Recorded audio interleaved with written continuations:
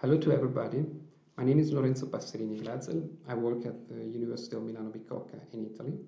Thank you for joining me for this virtual presentation, and thanks to the organizer for perfect organization of this conference. My presentation is titled On the Complex Ontology of Norms, from Deontic sentence to Deontic noema.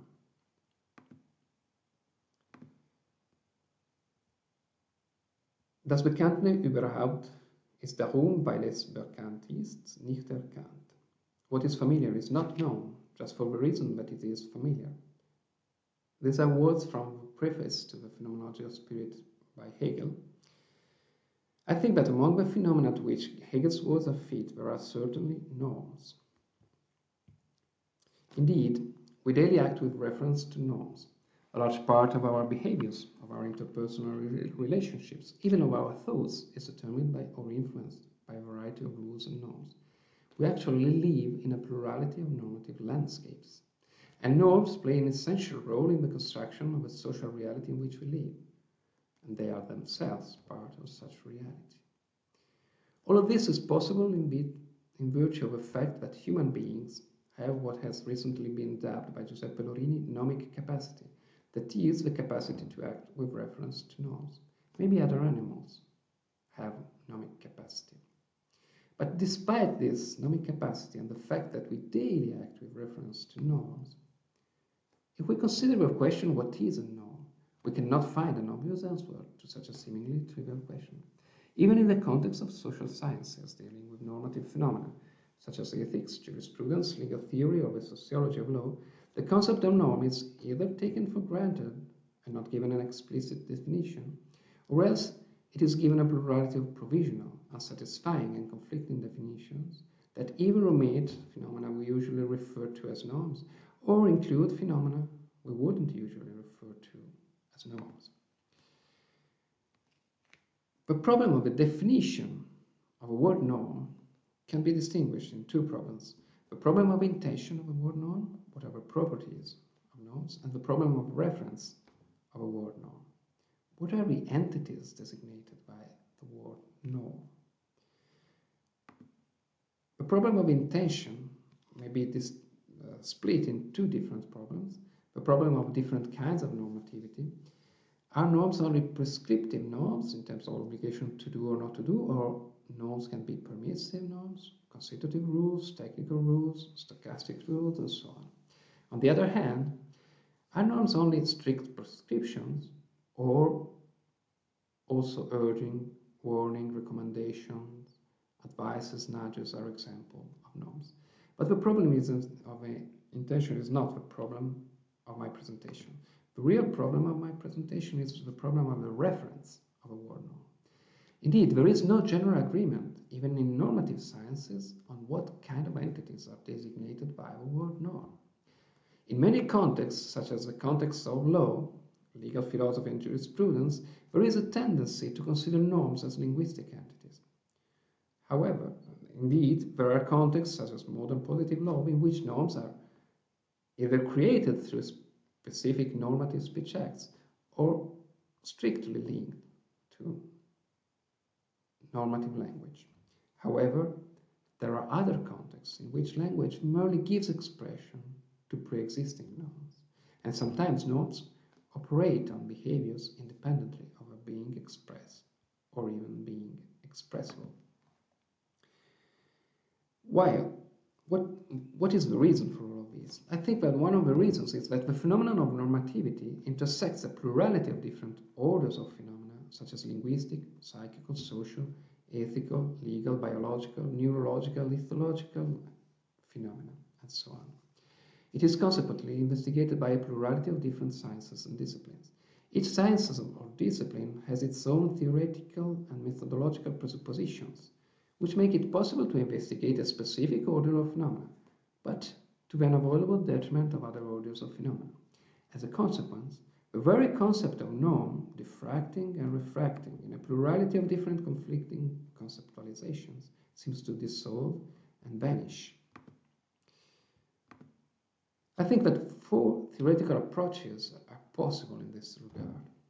The first one involves acknowledging that the reality of norms in one single domain and considering related phenomena in other domains to be subordinate or metonymic to it. The second approach involves acknowledging the reality of norms as a necessary combination of related phenomena in two or more different domains. The third approach involves dropping the concept of norm as a misleading one and incapable to single out definite phenomena. The fourth approach, which is the one I follow, consists in mapping the different phenomena to which the term norm may variously refer and then examining their possible relationships. So, Amedeo Conte distinguished 5 different possible references of a word norm. I suggest to add 3 more possible references.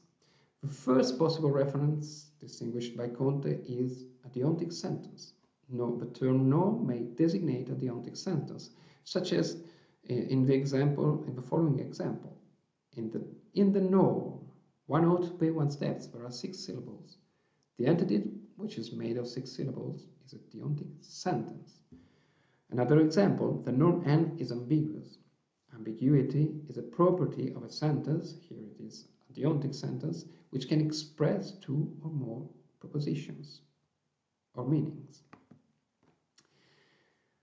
The second possible referent is the deontic utterance. By utterance, I understand the act of uttering a sentence. Prohibiting without discrimination to all Arabs from entering the US immediately after 9/11 would have been an ill-timed norm. The word norm here refers to the act of prohibiting, to the speech act of prohibiting, so to the deontic utterance of a deontic sentence. The third possible referent of a word norm is the deontic proposition, which is the meaning of a sentence. An example is the English sentence, one ought to pay one's debts, and the French sentence, il faut payer ses dettes, express the same norm. What is expressed here is a meaning, a deontic proposition, which is understood as a specifically semantic entity. The first 3 references are all linguistic entities or the current of linguistic entities. Indeed, many theories of norm, especially in the domain of legal theory, tend to focus on the linguistic reference of a word norm, since they are more tangible and as such more easily determined and intersubjectively recognizable and linguistically analyzed. Norm-creating acts, indeed, which are acts of will, necessarily imply linguistic manifestation. However, this is but one side, only one side of normativity. The other side is that of normative experience. Normative experiences may obviously be aroused through linguistic norm-creating acts, but they may as well autonomously arise independently of any norm-creating act or linguistic formulation of a norm. So let's go on with the reference. The fourth reference, which is an original one by Amedeo Conte, is the deontic state of affair. An example by Conte is the Saxon mirror is a codification of norms enforced in the society of its author, Eike von Repgow. The norms codified by Eike von Repgow are deontic states of affairs obtaining among the Saxon. Another possible example is the ban on smoking in enclosed public spaces obtaining in Italy at present time. A deontic state of affairs is the deontic analogon of a nontic state of affairs. So, just like we can distinguish a sentence, the cat is on the table, a proposition, the cat is on the table, and the state of affairs, the being on the table of a cat, we can distinguish the sentence, the deontic sentence, it is forbidden to smoke in enclosed places, to the meaning expressed by this sentence. It is forbidden to smoke in enclosed public places, and to the deontic state of affairs, the being forbidden to smoke in enclosed public places. But let's move on to the fifth possible referent of a word norm, which is a deontic object. In this case, an object is the norm. According to Benveniste, Latin ablative comparative, such as melle dulcio, sweeter than honey, is used to evaluate the quality of an object by comparing it to another object taken as an unchanging norm. Another example, the standard railway gauge has been established, taking the Stockton-Darlington line as the norm.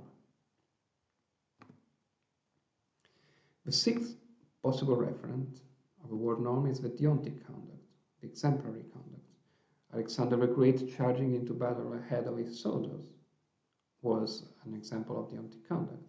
The conduct of religious authorities taken as the norm by the believers is an example of Deontic conduct. And the ancestors' conduct, which is taken as the norm in customary law, is an example of Deontic conduct. But let's go to the last seventh Deontic, a possible referent of norm, the Deontic norma. An example, a norm which is proposed to a legislative chamber is not yet a valid norm. It is a mere possible norm, the idea of a norm. Or another example from the Swiss Civil Code. In the absence of statutory provision, a court is to decide in accordance with customary law, and in its absence, in accordance with a norm or rule it would make as legislator. A Deontic noema is a mental representation of a norm, is the idea of a norm. A Deontic noema is a Deontic state of affairs in intellectum, according to Comte. The notion of Deontic noema seemed to be a merely residual one or parasitical concept. Indeed, just like it is not worth of a zoologist to study merely fantastic horses or hippogriffs, it should not be worth of a legal scholar to study merely fantastic norms. However, I will show that the concept of Deontic noema is very fruitful, and it may cast light on many legal and normative phenomena, mostly when there is a normative experience or a norm obtaining independently of any linguistic norm-creating act. So an interesting example of Deontic noema is the notion of basic norm in the legal philosopher Hans Kelsen. A basic norm is the norm that gives validity, provides validity to the whole legal system.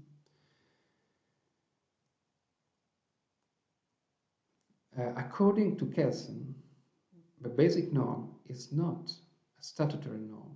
It is not created through an act of will. It is presupposed in legal thinking to make it possible to think of the validity of all other norms. So the basic norm in Kelsen is a merely thought norms. It is the content of a pure act of thinking. And the validity of all legal norms is based on the basic norms at the top of a system of norms. So it is a merely thought norm, a mere Deontic norma, the foundation of the validity of all legal norms in Kelsen's theory. But a more interesting point in Kelsen's theory of norms is the fact that according to Kelsen, it is not the norm or the normative order in their validity existence, Geltungsexistenz, that become effective, wirksam, operating. It is the fact that men represent to themselves, sich vorstellen, the norm or the normative order, and it is this representation what becomes effective, wirksam, operating, since it drives man to adopt the behavior corresponding to the representation of a norm. So when we think of an operating operancy of norms on behavior, we should not think of the Deontic state of affairs or Deontic propositions, but of Deontic noemata, of Normvorstellungen, norm representations in the agent's mind. In phenomenology, a noema is the objective correlate of a noesis. But what kind of noesis is a Deontic noesis? What is a normative experience, a normative awareness? Leon Petrażycki, a Polish-Russian legal philosopher, elaborated an articulated theory of normative experience in his psychological theory of law and ethics. Normative experience is the existence and operancy in our psyche of certain immediate combinations of an action representation and emotions rejecting or encouraging the corresponding actions. If I represent to myself the act of beating a child, I have an emotion rejecting this action. So normative experiences, this kind of experience. Norms and legal and moral obligations are nothing actually and effectively existing outside the minds of people asserting or denying their existence, according to Petrażycki. They are, sorry for the typos, they are mere reflections or projections of the psychical states of such people. Norms are then nothing but projections of the mind, emotional phantasms. For Petrażycki, a norm is neither a deontic sentence, nor a deontic utterance, a deontic proposition, a deontic state of affairs, a deontic object, a deontic conduct. Inasmuch as it is an emotional phantasm, it is but a deontic noema, which is the correlate of a specific normative experience or deontic noises. Normative experience may be spontaneous, it may spontaneously arise in our consciousness, or it may be a positive normative experience. In this case, it comprises, according to Petrażycki, the representation of a normative fact, such as a deontic actor of a legislature, which is believed to have created this norm. But the norm doesn't exist. It only exists the normative experience in our mind. Deontic sentences, utterances, propositions, states of affairs, objects, conducts are nothing but possible normative facts. However, only inasmuch as they actually happen to arouse a normative experience. The notion of deontic noema accounts also for the afterward dimension of normative facts. The linguistic act of a legislator is not a normative fact, according to Petrażycki, until it is taken as normative facts, in the sense that it arouses a normative experience. If it doesn't arouse a normative experience, it's not a normative fact at all. So, Petrażycki's analysis of normative experience and the notion of deontic noema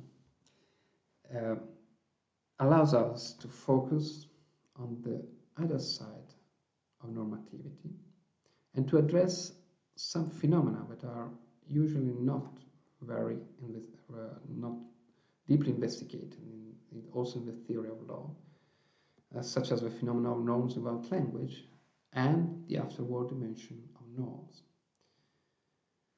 The concept of deontic noema and the analysis of deontic noises of normative experiences allows, in particular, to account for non-linguistic normative experiences as opposed to the linguistic enactment of norms. It allows to account for the operancy of norms.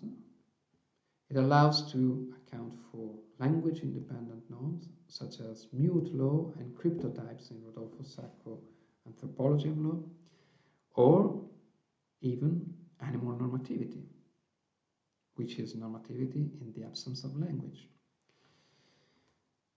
It also allows us to account for norms applied by analogy or from general legal principles in legal systems. It also allows us to account for God's law, for the formation customary law from a conduct taken as deontic, and for the afterwards dimension, the après-coup dimension of normativity. That is, it is only, and it can be possible that there is not actually a normative fact. I mean, the behavior of the ancestors was not deontic in the origin, but later it has been construed as deontic, and so normativity comes afterwards, the deontic behavior in this case.